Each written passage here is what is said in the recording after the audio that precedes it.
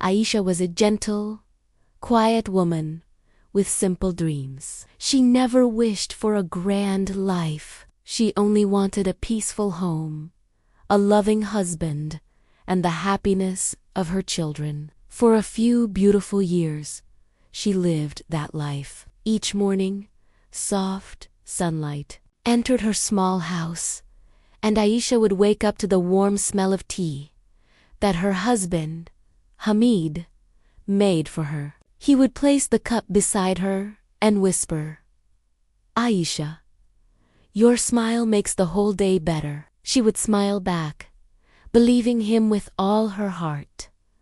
They were not rich, but they were happy. Their 2 children, Saad and Noor, brought laughter into the house every evening. Hamid would play with them until they both fell asleep, and Aisha, no matter how tired she was, always felt her heart melt whenever she watched them together. To her, their small home felt like a little paradise.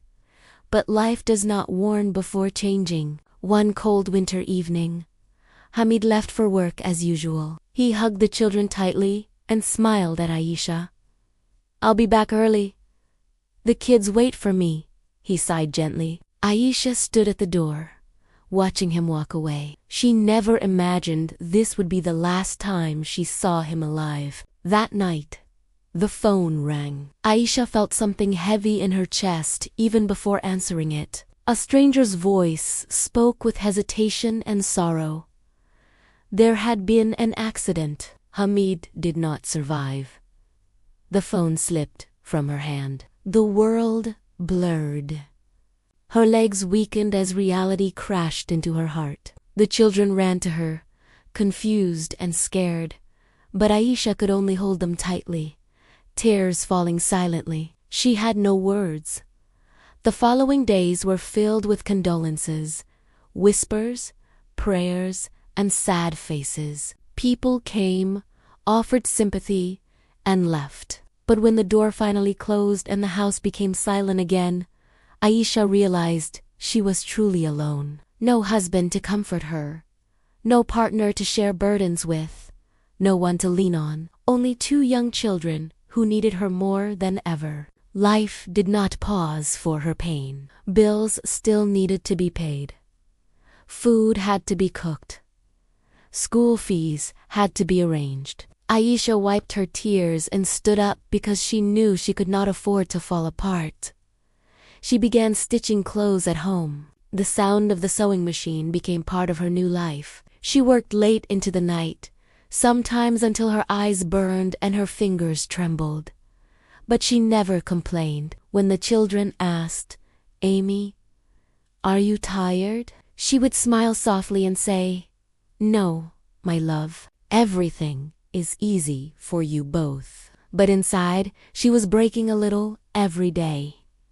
Some nights she cried quietly in the kitchen where the children couldn't hear her. Sometimes she skipped meals so they could eat properly, and on rainy evenings, she would sit at the window, remembering how Hamid used to hold her hand and say, "Life is like rain. It looks difficult, but it cleans everything." Now rain only brought loneliness, yet slowly her children grew, and so did her strength. Saad began to understand the struggles she hid. He worked hard in school and helped her with whatever he could. Noor became her closest companion, always hugging her, always whispering, "Ami, I'll never leave you alone." Their love kept Aisha going.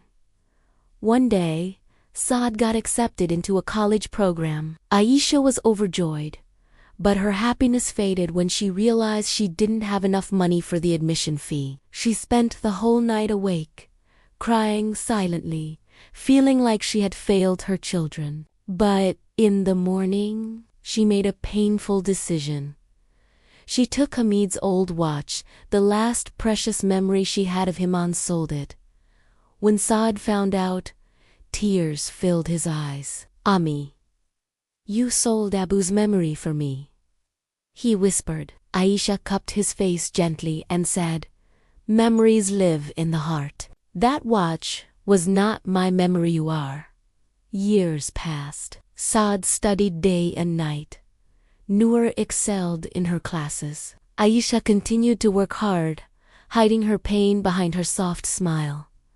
Finally, the day arrived when Saad graduated. He stood confidently on the stage, wearing a suit he bought with his own earnings. Aisha watched him from the crowd, tears filling her eyes not from sadness, but from pride. After the ceremony, Saad walked straight to her, held her hands, and said, "Ammi, everything I am today, it is because of you. You are my mother, my father, my strength, my home." Aisha broke down in tears, this time tears of healing.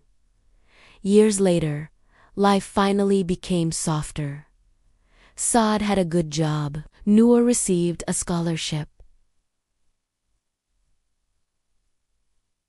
The house felt warm again. Aisha would sometimes sit by the window with a cup of tea, feeling peace instead of pain. She would look at Hamid's picture and whisper, "Look, Hamid, you're Aisha 1."